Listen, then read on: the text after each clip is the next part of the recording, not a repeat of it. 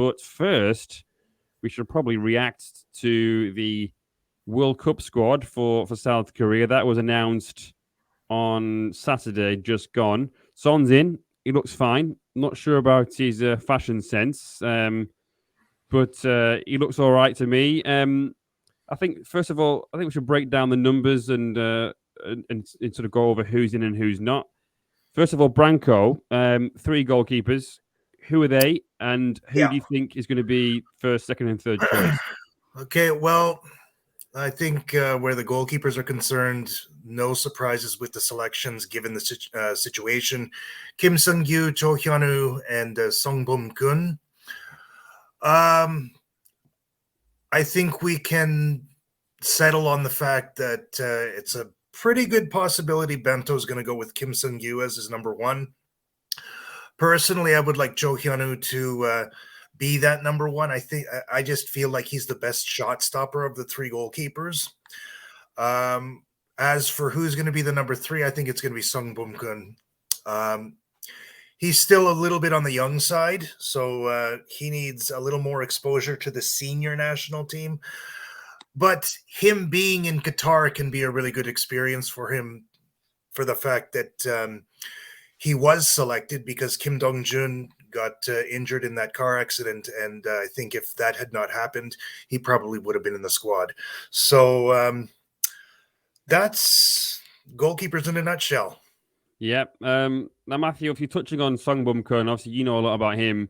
It feels like it's taken him a bit longer than maybe it ought to have done to break into the full national team. Just 1 cap.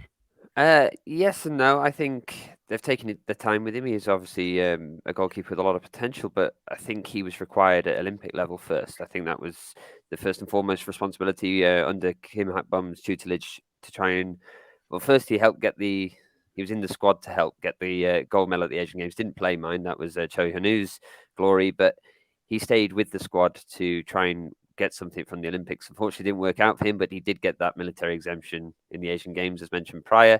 I think the plan was always to bring him through. There's always been 3 good goalkeepers ahead of him, though. 4 as well, if you included Gusong-yeon, Daegu. So, yeah, I think his time would have come. I think this is perhaps a World Cup too early for him, but I also think he's had a better season than Cho Hyun-woo. I really feel more clean sheets.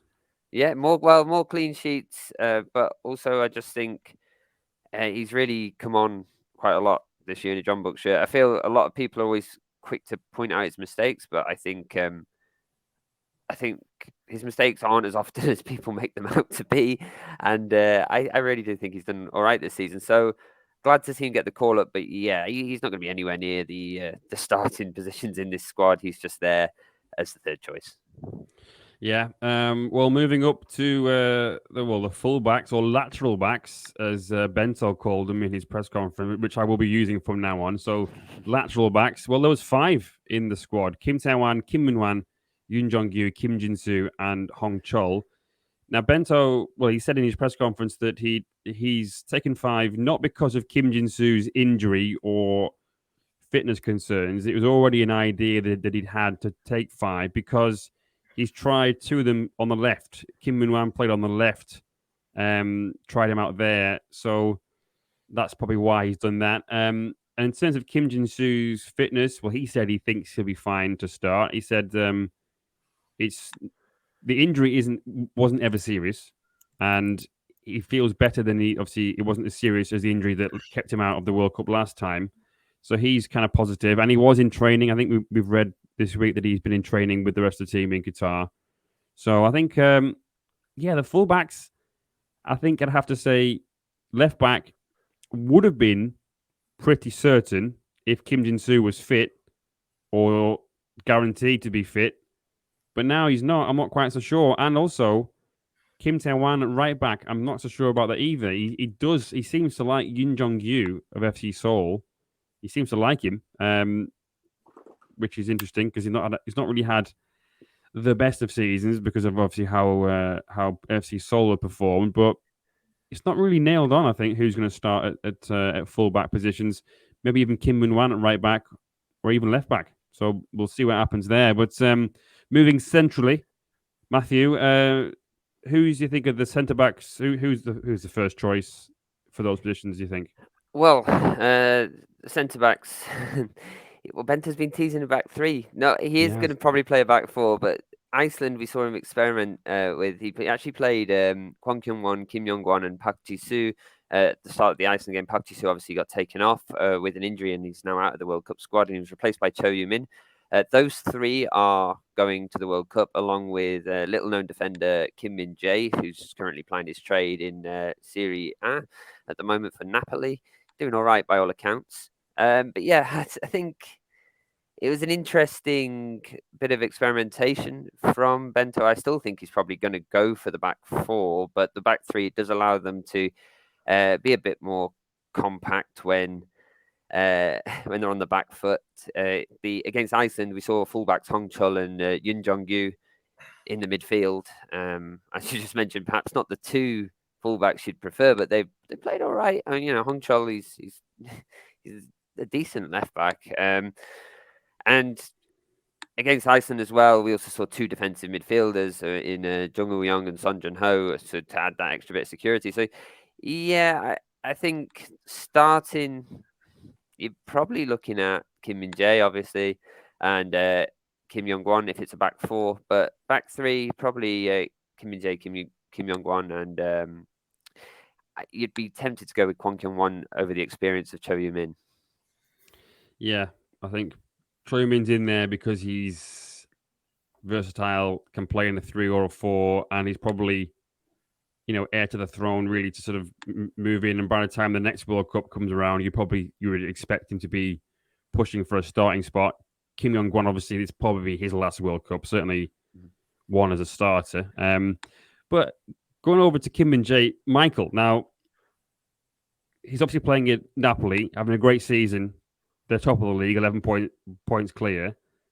If you're Kim Min-jae, are you staying there for as long as you can, or is the Premier League the next destination for him, do you think? Well, it's one of them strange ones, really, because we always looked at a World Cup and you look at like a breakout star. Obviously, we knew how good Kim Min-jae is anyway. But it's weird now because it's in the middle of a season. And normally that turns heads anyway. But regardless of the World Cup happening this week, I think he's already turned heads in Serie A anyway. The way he's played, from what I've seen of Napoli this season, he's just fit right into the team. And I think he's turning heads where I think personally for his own development, just have one more season in Serie A, but I can see big clubs going in to get him. I'm personally a very big fan of watching him. I don't know. I think if he has a very good World Cup, I think he's going to have people knocking on the door come May time. Definitely. I mean, Man United have had a history of centre-backs like him, who like to step out. Rio Ferdinand, Maguire was supposed to be that kind of centre-back. Kim Min-jae, is it kind of in that mould? Well, I think you're 100% right. He is the like of a Rio Ferdinand and what we expected from Harry Maguire. And, United still do have defensive issues. Mahrez has come into the team now and he's brilliant, but who's really his solid partner as well? So maybe if he came and teamed up with him, that'd be fantastic for Manchester United. I'm just happy to see him at the moment because the way Serie A, I do follow Serie A quite a bit. There's been like new champions the last 2 years now, and if Napoli make it a third one, that'd be brilliant to see. And going undefeated going into a winter break as such, a World Cup break is something that's unbelievable from that side. Absolutely, yeah. It'd break my heart. Yeah. Well, I mean, what a great season he's having. But moving up into the sort of DMs, if we're assuming that Bento plays a 4-2-3-1 with those two holding midfield players, Branko, who have you got there, and who do you think will be the sort of starting two? I've got Hwang In-bum and Jung Woo-young. Yeah, I think that would be the expectation. As we know, Korea is in a very tough group. Uruguay, the first match is going to be really critical. How they come out, how they start, and their execution is going to be one of the things to look at very closely. So Hwang and Jung Woo-young, how they dictate the midfield and how they distribute to the guys around them moving forward into attack. That's going to be one of the key points in the first half hour. That I like to look at the first 30 minutes of a match to sort of get an idea how a team is going to play.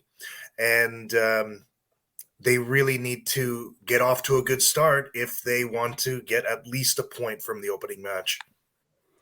Yeah, and yeah, absolutely, and they are well stocked for DMs as well. Obviously, they got Pek Sung Ho and Son Jun Ho, two players linked to John Book. So Yeah, whoever it is that starts in those two positions are going to be well earning their spot.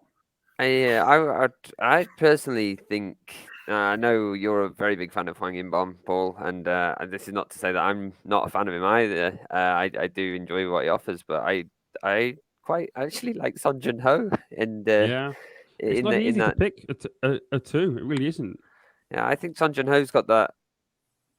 He's good in his defensive qualities, obviously very highly rated on these shores anyway, and but he's also got that bit of transition. I know Hwang In-bom's got all the skills as well. I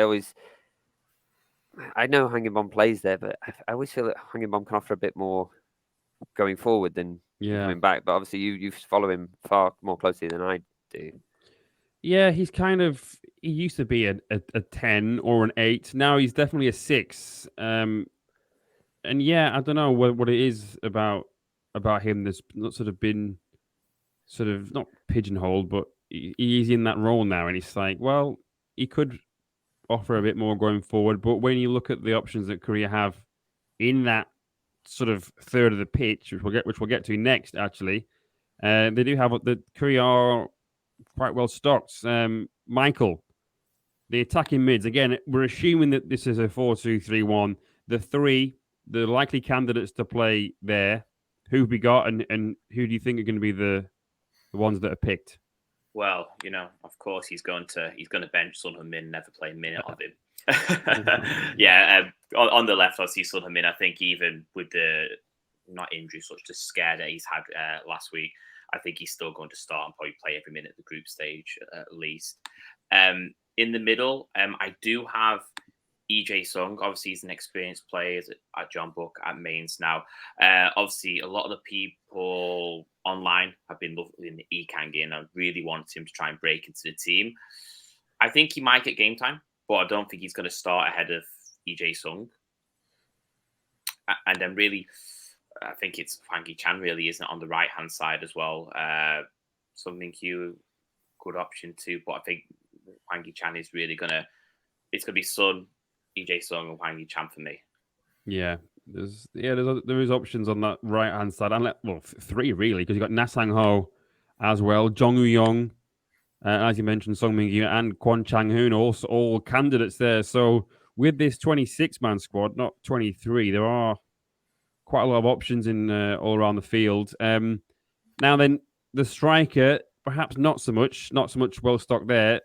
Benz, who do you think is going to lead the line? Well, there's two official options. That would be Hwang Hee-jo and Cho Kyu-sung. Out of those two, it'd be Hwang Hee-jo leading the line. Cho Kyu-sung's obviously had a very promising end to the season. Hwang Hee-jo, there's been some criticism about his form, but I think Paulo Bento is going to go with the player he trusts. Hwang Hee-jo has scored the most goals under Paulo Bento. He's trusted by the manager, having scored 15 to Son Heung-min's 12 under Paulo Bento. That is, and it's yeah, he's a finisher, isn't he? He's a poacher. You get that ball in the box and you think he's gonna put it away. Korea has enough talent to kind of deliver into those channels for him. Cho Kyu-sung, obviously, he's a fantastic option. I think he's really come into his own, but he's not quite trusted yet by Bento. Not quite that first team player, but I think with Hwang Hee-jo not having the form that we've been used to seeing him have for Korea in recent years, I think if Hwang Hee-jo starts slowly, then then there's really pressure on him to because Cho Kyu-sung will quickly fit in, quickly take the opportunity if need be. But I think you got to really look at how the team dynamic works. I think if you've got like EJ Sung as you reckon who's going to be starting, Michael, he's going to be there supporting the attack. We always have Son Heung-min who kind of drifts in to make it up into a front two effectively. If it was a 3-4-3 like we saw against Iceland, we could see like Kwon Chang-hun coming into that attacking midfield role with Son Heung-min coming. Kwon Chang-hun played, Son Heung-min didn't play, and Hwang Hee-jo didn't play. What we saw was Cho Kyu-sung and Son Min-kyu play, but they're effectively the understudies to Hwang Hee-jo and Son Heung-min in this team. And that's how we saw them play. We saw Son Min-kyu coming up to partner Cho Kyu-sung up top, and we could probably see the same if it was Son Heung-min and Hwang Hee-jo. So I think that's how I'd see it. Hwang Hee-jo to start, Cho Kyu-sung waiting on the bench, ready to pounce, ready to capitalize on the slightest bit of ill form of Hwang Hee-jo. Yeah. Do we? What positions do we think are overstocked or understocked? To start with, Michael. Well, I think, to be honest, like if you do look at the defense, we don't know if it's going to be a 3 or a 4. Is he suggesting maybe a 3 because it is slightly understocked? I don't know. The top looks quite heavy, and as Matt just mentioned there are plenty of other options. He's saying you've got understudies now for Hwang Hee-jo and Son Heung-min.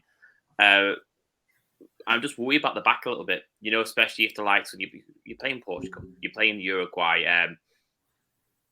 Might be okay against Ghana, but it's interesting to see what might happen because these are teams now that Korea played Uruguay in the World Cup before last as well, and it's interesting just to see what happens at the back really because they do seem to leak goals. Branko, anything you'd like to add to that? Yeah, actually, I was thinking about the defense myself. Yeah. And in particular, the fullback positions, because as we already said, Kim Jin-soo is probably not 100% right now. And according to the depth chart, his backup is Hong Chol. I don't really fancy him to be in this squad, but I don't know. Maybe Bento thought that there was no other viable option in terms of a backup. And then you look at right back, who's going to start? Is it going to be Kim Moon-hwan? Is it going to be Kim Tae-hwan? Is he fully fit? And then in the middle, obviously we talked about Kim Min-jae and Kim Young-won as a defensive pairing in the middle. They're quite good together, but they can't hold the line by themselves if Uruguay and Portugal are bombing up and down the wings. That's a recipe for disaster. So let's just keep our fingers crossed.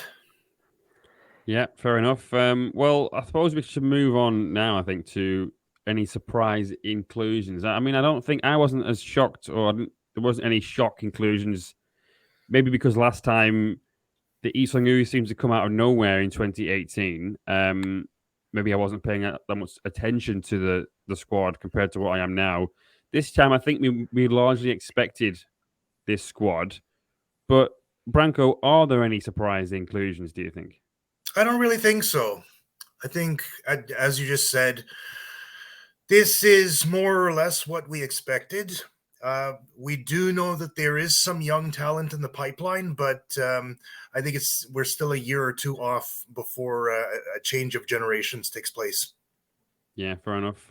Michael, how about you? Anybody that you were surprised to see being called up? Not particularly. Just looking at it.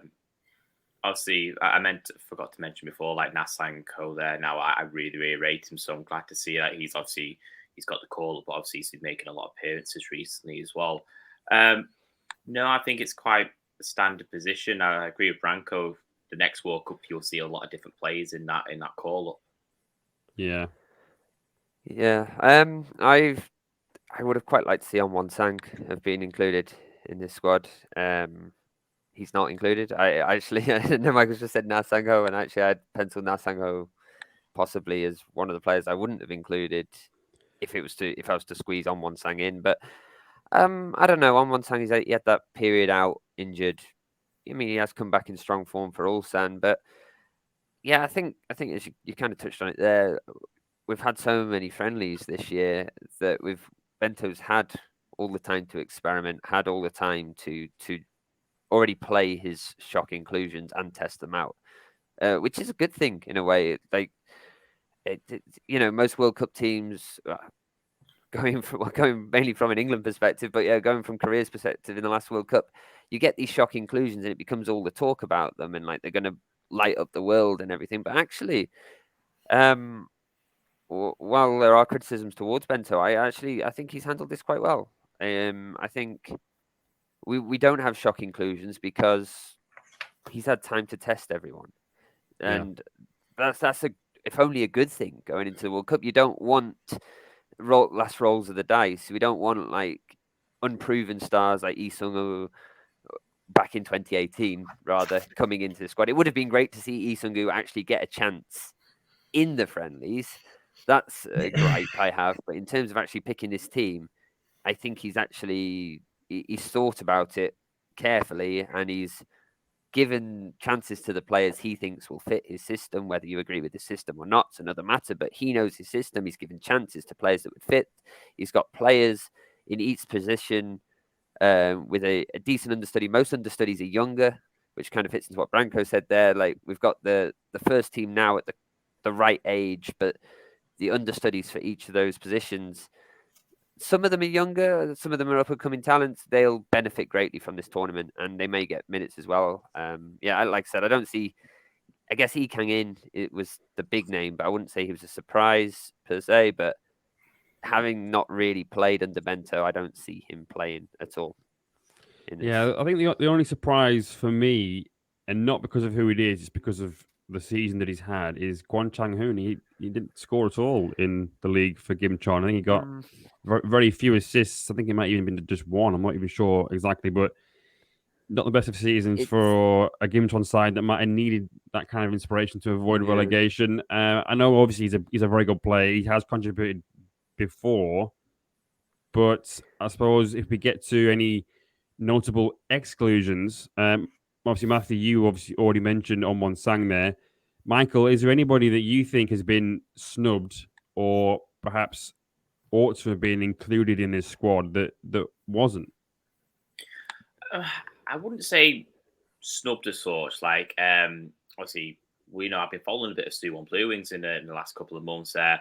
Oh Hyung-gu, I really liked him when he played for Suwon in the last couple of months. I think maybe some of his decisions in the game, especially I'm looking at the SC Seoul game where there was simulation fouled on him and he got sent off for doing so. I think it's decisions like that which kind of shows that he's kind of just a bit on the cusp of not making this team now, but learning from experience he'll be in the next 4 years. But I think he's a really great player that just kind of missed the cut. Yeah, and obviously he is with the squad at the moment as like that backup. But yeah, perhaps if his decision or maybe maturity was a little bit better. I know he's still very young, but he might have, if that was a bit different, he might have been included. Branko, obviously we've talked about Lee Sung-woo a lot about being excluded from this squad. Is there anybody else that you think maybe was perhaps deserved the call up? Actually, I was thinking about that the other day, and one name that kind of came off the top of my head is Ko Sung-bum. Okay.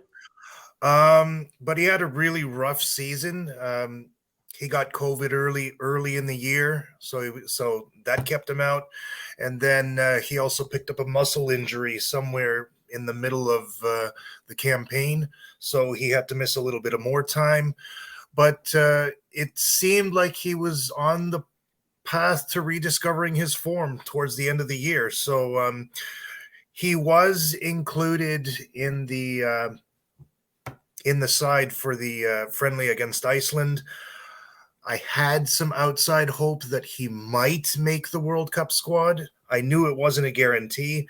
He's still under 30, so hopefully there will still be opportunities for him to be selected in the future. I can't really place why or what exactly it is that I feel about him, but he just has a certain presence when he's out there on the pitch. He pops up in game situations when you sometimes don't really expect it, and playing against the teams that Korea is playing against at this World Cup, that would have been a really helpful factor.